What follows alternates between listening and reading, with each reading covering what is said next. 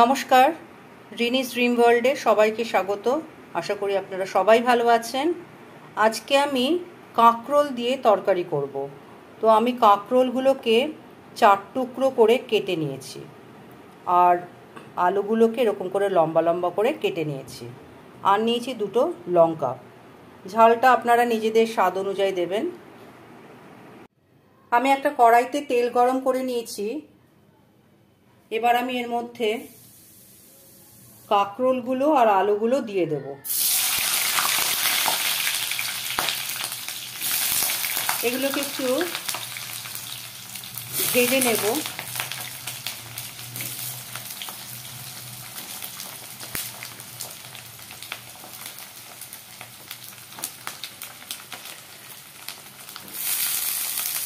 আলু আর কাঁকরোলটা একসাথেই ভাজবো, একটু লালচে করে ভেজে নেব।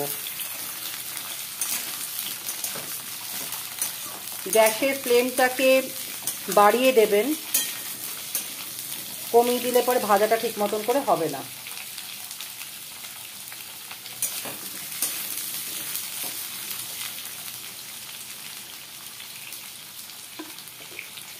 আমি একটু ঢাকনা দিয়ে দেবো এর মধ্যে।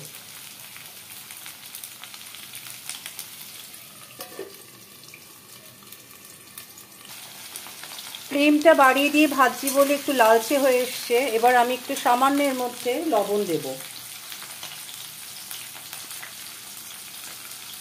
আমি এখানে 1/2 চামচ লবণ দিলাম, তাহলে তরকারিটা একটু নরম হয়ে যাবে, ভাজাটাও হবে আর নরমও হয়ে যাবে।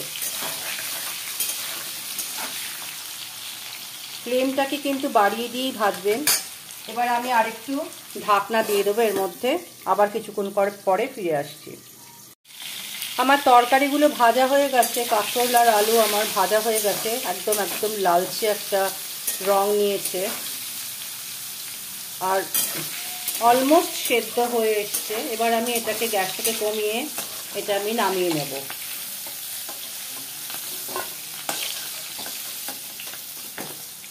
আর আমি একটা কথা আপনাদেরকে সবসময় বলি, যে রান্নায় ঝালটা, তেলটা, এটা আপনারা যেরকম যারা খান, খেতে ভালোবাসেন, অনেকে কম তেলে রান্না করেন, তারা তেলটা কম দেবেন।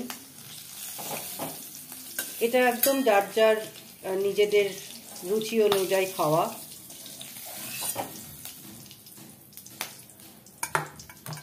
এবার আমি এর মধ্যে একটু শুকনো লঙ্কা দেব, আর 2টো তেজপাতা আমি দিয়ে দিলাম,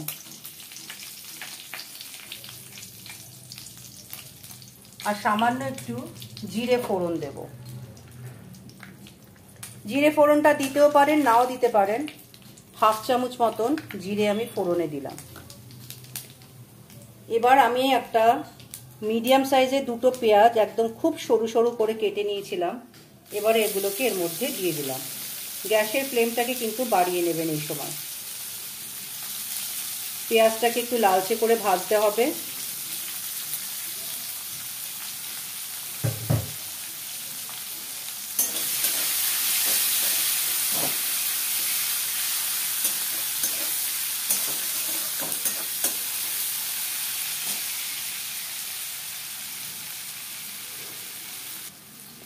পেঁয়াজটা কিন্তু লালচে মতন ভাজা হয়ে গেছে। এবার আমি এর মধ্যে সরু সরু করে কাটা একটা ছোট টমেটো দিলাম। এটা কিন্তু ভালো করে নাড়াচাড়া করে ভেজে নিতে হবে টমেটোটাকে, যাতে কাঁচা ব্যাপারটা যাতে না থাকে। আর ফ্লেমটা একটু কমিয়ে নেবেন, সামান্য একটু কমিয়ে নেবেন, হাই ফ্লেমে করবেন না, তাতে পেঁয়াজটা পুড়ে যাবে।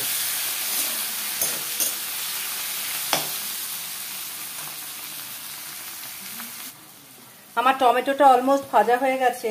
এবার আমি একটা একটা করে মশলার মধ্যে অ্যাড করব। আমি এখানে দেব 1/2 চামচ হলুদ, 1/2 চামচ থেকে একটু বেশি কাশ্মীরি লাল, যেটা ঝাল হয় না, সেটা খালি রং হয়। এখানে দেব আমি 1/2 চামচ জিরে গুঁড়ো, আর হাফ চামচের থেকে একটু বেশি ধনে গুঁড়ো, আর আমি এখানে নিয়েছি 1 চামচের থেকে সামান্য একটু বেশি আদা রসুন বাটা।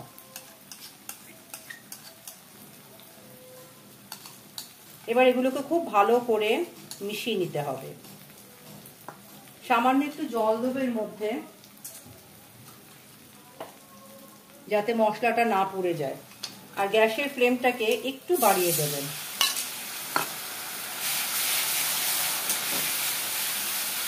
জল দিয়ে যত বেশি রান্না কষাবেন, দেখবেন রান্নার স্বাদ কিন্তু ততটা খোলে। আমার রান্না করতে একটু সময় লাগে, সে যেরকম রান্নাই আমি করি। আমি ভীষণ গ্যাসটাকে ফ্লেমটাকে আমি কমিয়ে নিয়ে ভীষণ সাতলাই রান্না। এটা খুব ভালো মতন সাতলাতে হবে যতক্ষণ না অবধি তেলটা ছেড়ে যাচ্ছে মশলার থেকে।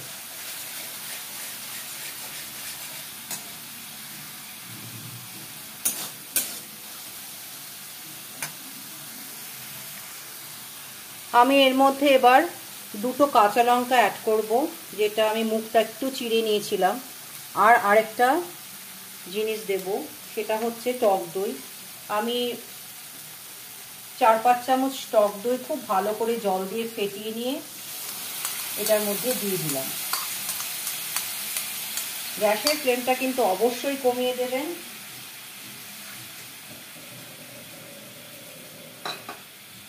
গ্যাসের ফ্লেমটা এই অবস্থায় যদি না কমান, তাহলে কিন্তু দইটা কিন্তু ফেটে যাবে। এটা কিন্তু খুব ভালো করে সাতলাতে হবে। একদম পুরো ফ্লেম কমিয়ে দেবেন না, একটু সামান্য বাড়ানো, লো টু মিডিয়াম।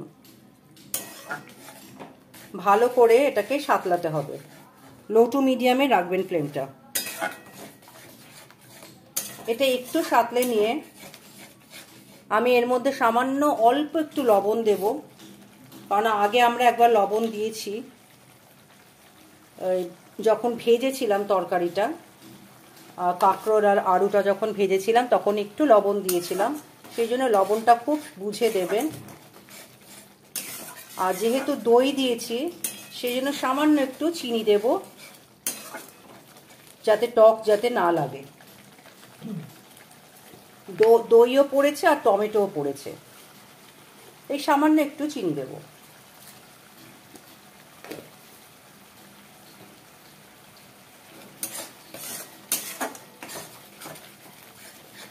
এটা একটু ভালো করে সাঁতলে নেব।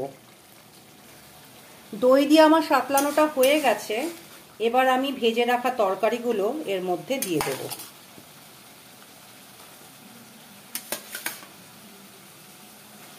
আর যে কোনো রান্নায় দেখবেন দই দিলে পরে, টক দই দিলে পরে রান্নায় মনে হয় যেন অনেক বেশি তেল, আসলে তা না। বিষয়টা হচ্ছে যে দইয়ের থেকেও তো তেল বার হয়, সেই জন্য একটু তেল তেল বেশি মনে হয়। এবার এটাকে একটু ভালো করে দইয়ের মানে মশলার সাথে মিশিয়ে নেব তরকারিগুলোকে।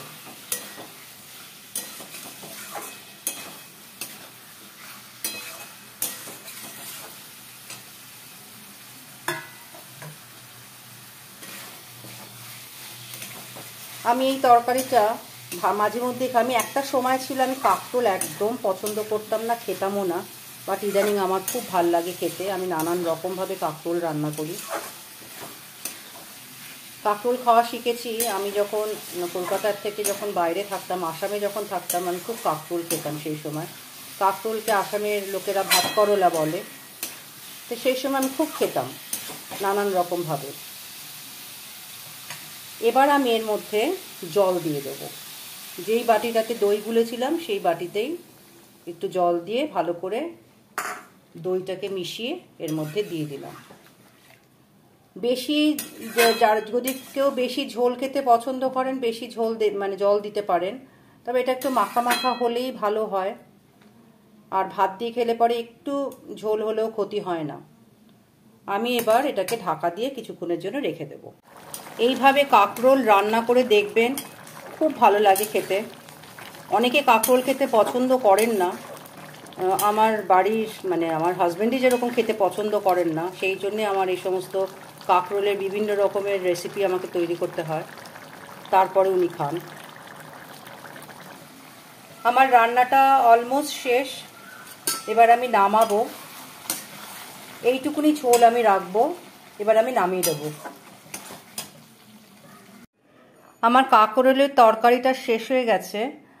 তো যারা যারা এই মুহূর্তে আমার এই ভিডিওটা দেখছেন, যদি ভালো লাগে তাহলে অবশ্যই কমেন্টসে জানাবেন, আর অবশ্যই রান্না করে খাবেন, কেমন লাগলো আমাকে কমেন্টসেও জানাবেন।